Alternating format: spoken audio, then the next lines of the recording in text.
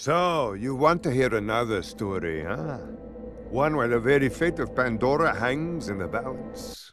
If not, too bad, I'm telling you anyway. Hey guys, this is Clumsy G with a video review of Gearbox's Borderlands 2. Now, if you've been living under a rock or you haven't checked your friends list to see what everyone else is playing, you're otherwise missing out on a stellar game. This game is part first-person shooter, it's part RPG. It's kind of similar to games like Diablo 3 or Torchlight 2, where you're going around fighting enemies, fighting bosses, collecting loot. You got this vast open space, you're on the planet Pandora, and the big perk is the guns. I think the official term is bajillion. That's what Gearbox is saying. There's a bajillion different guns in this game. I don't know how accurate that is. It can be overwhelming. To give you some history, the first Borderlands ended with the Vault Hunters finally discovering the legendary vault, only to figure out it wasn't exactly what they thought it'd be. But the consequences are, and this is how part 2 starts, this new element, purple iridium, is erupting all over the planet. It's very precious, and you have this huge corporation called Hyperion coming in. It's led by Handsome Jack, who constantly is talking to you throughout the game, telling you how he's basically going to kill you. Hey kiddo, Jack here, president of Hyperion. Let me explain how things work here. The Vault Hunters show up, Vault Hunter looks for the new vault, Vault Hunter gets killed by me. So you're basically taking on the role of one of the new Vault Hunters. 4 new characters in this game. There's also an assortment of new characters that are going to be essential to the story. A pleasure to meet you, Vault Hunter. I am Sir Hammerlock. And you're also going to see a bunch of familiar faces as well. Minion, over here! Your master commands you! So the 4 new classes are kind of similar to the ones in part 1. You got the Assassin, who can turn invisible, leave a decoy, melee damage, sniping. You got the Gunzerker, who is gonna go guns blazing. You got the Siren, who's gonna use different powers to, crowd control or heal your teammates. And you got the Commando, who has the turret that acts as a sort of either backup or frontal assault weapon. There's a bit of customization with each character. You can change the heads, you can change the clothing, you can change the name from the get-go. On the gameplay side, it's very similar to the first one. You get to attach guns to each direction of the control pad, so you can switch guns on the fly. On the skill tree, you have 3 branches, but you're always going to start off spending your first point on a unique skill that is different for each character. So right now I'm playing the Assassin, and from what I've seen, the 3 branches on the tree focus on sniping, melee, and support. When I get to the end of the sniping tree, it's going to give me a better handling on my sniper rifle. If I wanted to go melee, then whenever I press the LB button, which initiates that main skill, it's going to give me the ability to do awesome things with melee. And I disappear, a ghost amidst the combat. In Borderlands 2, you kill stuff, you get experience points, you go through quests, you get points to spend on your skill tree. There's another element to this game that makes it great. You can get tokens for dealing elemental damage. You can get tokens for doing crazy things like shooting projectiles out of the air, or shooting off the chains of a shield holding midgets to it. These tokens can be traded in for permanent bonuses that affect all of your characters. So if you spend your token on something that's going to give you a higher chance for elemental damage, it's not just going to be the character that you spent the token on, it's going to be all of the characters on your account. How you doing, boo? Joining another person's game is really simple. You can either get to their game through the main menu or just press pause, and it shows how many of your friends are playing and what specific quests they're working on. If you have 4 people playing, the bosses, the enemies, it's going to be a lot harder, but at the same time, you're going to be collecting a lot more, potentially a lot better loot. Gearbox has done right with the system. I've been playing Diablo 3, and I love what Gearbox has done here.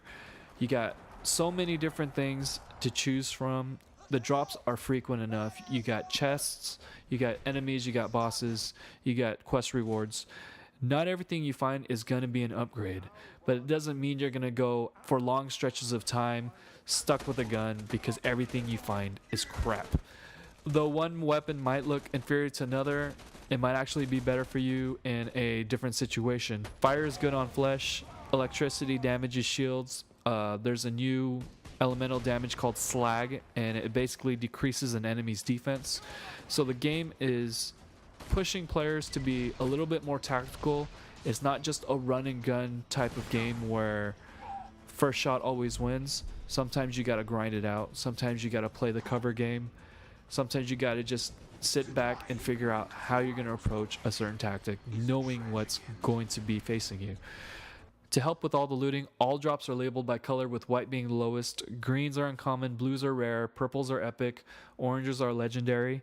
So right off the bat, when you see a drop, you kind of have an idea of the quality of what you're going to get. It isn't always easy to tell at first whether a new weapon is going to be an upgrade, because you got damage, fire rate, magazine capacity, reload times. There's just so many factors, and at the end of the day, you got to make it work for you, which is a great thing. You can also mark items in your inventory as favorites or trash. This helps with all the guns you're rotating in and out, especially now that they've implemented a stash system where you can basically put weapons in a shared stash that all of your characters can access. So no more having to give a weapon to a friend and ask them to hold it and coming back later and then, going through that whole process. What you can do is just put it in a stash, log off, log in with another character, pick that gun out of the stash.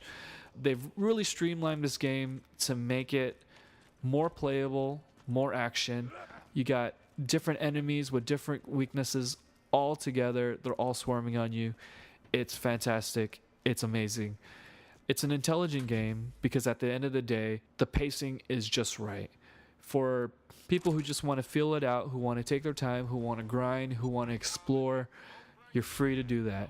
If you want to push the envelope, if you want to go, try to get to the end of the game, try to face the challenge, it's going to ramp up with you because you're going to hit those points where the enemies are going to be a lot tougher because you're getting through it faster. The way that Gearbox has developed this game, it's very multifaceted. The campaign is long. There are lots of quests. You can grind, you can follow the story, you can do side quests, you can gamble, you can just go in search of loot. You can PvP. So the game feels very complete as it is, though I do hope that in the future releases there's at least 4 more DLC planned for this game. I'm hoping for some sort of deathmatch, some sort of PvP that's open, hopefully with more than just 4 people in a room, and hopefully with random teams where you can go out and use all of the weapons that you've got, use all the skills that you got, the tokens, everything, and battle it out. After you finish with your first playthrough, you can start on your second. The second doesn't really introduce much to the story, if at all, but you do get a chance to tackle harder enemies. You do get way better loot, and you do get a chance to get to that 50th level. Some people might be happy with just finishing the story and just leaving it as it is, but that's kind of just like beating a game on easy mode. I think the second playthrough is the real game, and that's when you get the real stuff, and that's when you see the true potential of what your character can do. I think that's enough to draw people to keep playing. There's a lot of playability on this game. It's not a game that you're going to finish in a day. Gearbox has just done a great job in writing. It's sharp, it's funny, it's hilarious. At the least, it's going to tide you over till Halo 4 comes out or until Black Ops 2 comes out. But who knows? This might be the game of the year right here.